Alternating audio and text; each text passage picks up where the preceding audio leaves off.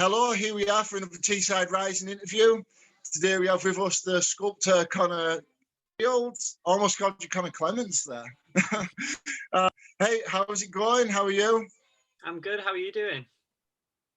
I'm good, thank you. Do you want to tell us a little bit about your practice for anybody who doesn't know your work? Yes, so I make sculptures predominantly out of industrial objects like bricks and scaffolding, and it's sort of juxtaposed with soft handcrafted materials like knitting. A lot of it's influenced by my upbringing in Middlesbrough and sort of experiences of working class masculinity. So it's this sort of tension between materials that I sort of look at. And so you say you're from Middlesbrough. You're currently based in Leeds. The documentary is Teesside Rising, but very much that you're a part of the Teesside art scene still. So you're doing down there in Leeds? What was that? How am I doing, or what am I doing? What you're doing? What you're working on down there? Is your art taking you down there? Yeah, so I've been sort of working in the studio over lockdown. I'm working on a new show, which I'm not too sure when it's going to go ahead, but obviously when it's more safe in the future. Yeah, I've just been in the studio. been doing some workshops, that type of thing, with Yorkshire Sculpture International. There's a really good sculpture scene down here, so I'm sort of based down here right now because of that. But York Sculpture Park is literally one of my favourite places in the world. Can you tell us a little bit about your relationship with York Sculpture Park? Because this has been an ongoing thing now for a couple of years, hasn't it? Yeah. So when I graduated in 2018, I was selected as the Yorkshire recipient of the Yorkshire Sculpture Park Graduate Award. So I had a residency there, and I had 2 residencies there actually, and then it resulted in a show. So I've had a good ongoing relationship with them still, and I still am in touch with the curators and the teams there. And they're really great, really supportive, and they're really good for introducing me to other people, good for networking. And so for our Middlesbrough viewers, you might have seen Connor's work in Middlesbrough. We've had you in Pineapple Black. I also did along you in the show Major Conversation Platform A. You had a solo over all within quite a short period of time. Can you tell us a bit about that year that you spent back up here and how that was for you as an artist? Yeah, it was great actually. I didn't expect in the year that was back in Middlesbrough to have done so much. So it was really great. I sort of went back to Middlesbrough after studying in Leeds, not really knowing a lot of the scene. I didn't really know much, and it was when I went back, I sort of went to Platform A, and then I just so happened to have a conversation with Tony, and he sort of put me in touch with Mark, and then I sort of got involved with that, and then I met Hughes over at Pineapple Black when that because that had just shortly opened, and yeah, it was fantastic. I think I achieved quite a lot in such a small amount of time, like you said, and I think Middlesbrough's got such a fantastic art scene, and it's just growing, and it's actually making a very good name for itself right now, and I think it's really interesting that an area which has a lack of funding can actually do so much with so little, and I think that says a lot about the people who are there. Yeah, I couldn't agree more on that. I know everything I've ever put together up here has been on a shoestring. What you saw is the start of the creative community at grassroots level, which is really kind of heartening. You touched on in your work there, kind of exploration of contemporary masculinity. I think that's something that I think is very relevant in Middlesbrough, something I've touched upon in my own work, a few artists who I've interviewed. And I think there's something to be said, I guess, for a post-industrial town reshaping its identity. How did you think your work was received up here? Did you feel like people kind of got what you said? Yeah, I think with contemporary art, it's sort of can be a tricky one because it's a lot of the time people can look at it and not understand it. But I think sort of being there to talk about the work is important, and particularly because the ideas resonate with the people of the area. It comes from the area, and sort of like being able to, I was there at the Platform A show to be able to talk about my work, and again at Pineapple Black. And I think when you do sort of talk about the ideas, it does resonate with people. So I think, yeah, the conversation is something that is important with the work. I think there's something quite instant about it as well. The materials you use are the two kind of extremes, like concrete and knitted wool, which does kind of, it gives it an accessibility, because, you're faced with two extremes rather than a thousand moving parts. And, I think it really works.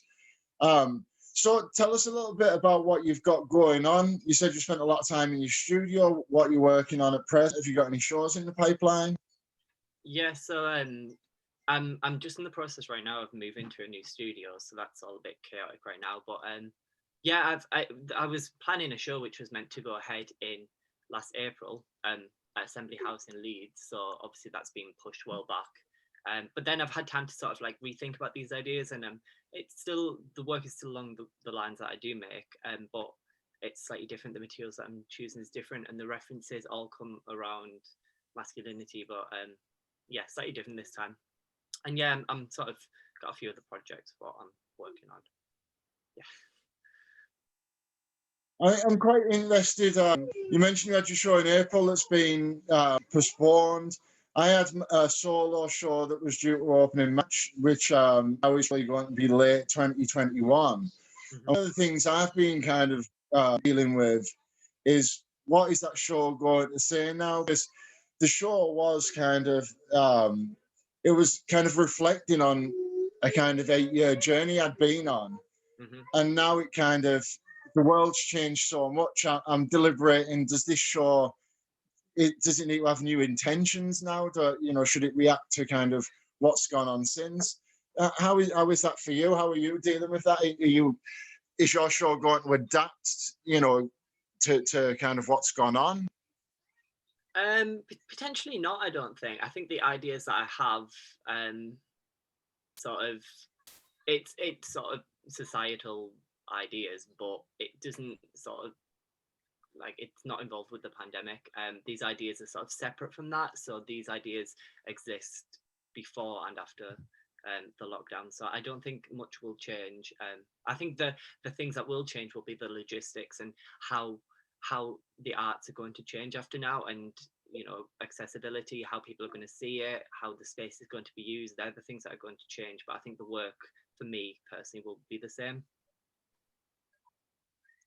I hope so, because there is a kind of concern that other narratives end up getting lost in this, because you see, historically the Arts Council likes to kind of have a few things, a few subjects that they're pushing, and I like to think that you could only get a show if it's reflecting on COVID over the next couple of years. So yeah, I think that's really commendable that you're going to kind of stick to your themes and kind of say the things you want to say.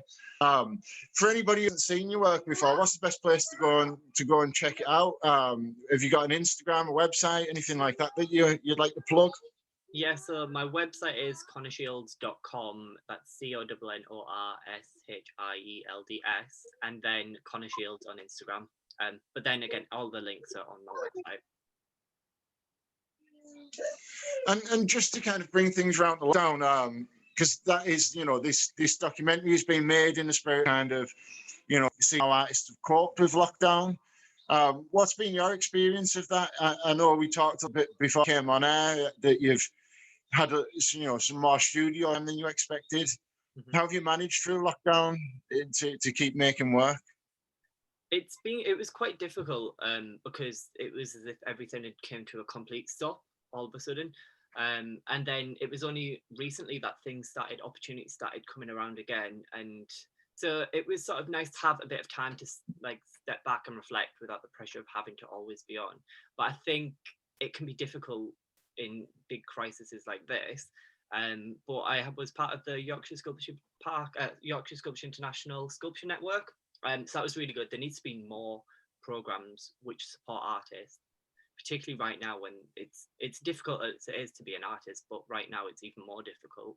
So that was really helpful in sort of supporting me through the pandemic. or through the lockdown. But yeah, I think that there needs to be a lot more support in the arts. Yeah, I agree. I mean, I'm lucky as well. I kind of take a few kind of works that I've part of for a while, and it has made a difference in lockdown, being able to kind of, even, we haven't been massively involved, to know that there, and I can go and check and find resources. My income during lockdown has been like little residencies, little pots of funding I've been able to get. Yeah, those things are really important, I think. Yeah. Going forward into 2021, what you're expecting the kind of reaction of the arts to be? I know it's going to be a difficult time for kind of independent venues, for creators. How do you see things panning out? I think, like I was saying, I think there will be a lot more, and there has been as times went on, but a lot more funding and support that has been injected into the arts. And I see a lot of programs emerging right now which set out to do that. But I think it's going to be difficult, because the arts is public facing. It relies on the public, and when the public cannot attend, that puts in sort of like lots of spanners. So I think it's going to be a slow process, but hopefully there's going to be continued support. I hope. There seems to have been a bit of a shift, born of necessity, that towards kind of the virtual realm with exhibitions. I know I've done one myself over lockdown. I've got another couple coming up in the new year. What do you make of that medium? Is that something you've been able to tap into? Yeah, I sort of didn't apply to anything because I didn't really have anything available. But I think it's good that, because that is probably the most accessible platform. So it's good to be able to showcase work online like that. I've got to be honest, I do miss seeing work in the flesh. And that's something that I hope we can do more of in the future. But actually, maybe like we found a new way of working now, and then these online exhibitions can continue alongside actual physical exhibitions. I think it's also a good idea. Yeah, that's what I hope. I hope that kind of, obviously there's no substitute for seeing a piece of work in the flesh. But I kind of hope that, they kind of continue arm in arm once we get back to normal, because, like you say, it does kind of open it up and make it a little bit more accessible, I think, doesn't it? Yeah. And just and in terms of social media in general, do you find your relationships changed with how you've used social media during the lockdown? I know personally, before lockdown, I would never put a piece out there on social media before I'd exhibited it. But now I'm treating social media much more as just my gallery and things out there as soon as the red. Yeah, I think I've always been quite on it with social media, and I always post everything that I do on social media. So that hasn't really changed. I think the thing what has changed is the platform where you can actually show work as if it is a finished piece to be shown in the gallery. But that's similar to what you were saying about online exhibitions, how you can broadcast your work. But I think I've always been quite good with social media. Well, so just to round things off then, Connor, for anybody who's watching, you give out your social medias. Is there anything else they should be watching out for? Is there anything else on the cards? What can we expect from Connor over the next year? I'm hoping, I'm working on a project, so I hope that actually comes to life in the new year. But I can't really talk about that yet. But yeah, I just said just have a look on social media. I post everything on social media pretty much. I'm going to be, I've just remembered, I'm going to be part of an art book, a queer art book in the new year. I think that's coming in about May time, and that was just announced the other day. But yeah, so that'll be exciting. Do you know what that's called yet? Yeah, so it's called Untitled, and it's by balaclava.q. You can find them on social media, on Instagram, and they have a website. If you search Balaclava Q, you'll find it. So there you go. Connor's gave us plenty. We can Google in there. He's a great artist. I can't wait to see what you get up to next year. Everybody go and check him out who's watching this. Connor, it's lovely catching up with you again. Take care down there and let me know when you're back in the northeast. And I look forward to seeing what you get up to. Yeah, thank you, Bobby. Cool. Take care. Bye. Oh dear.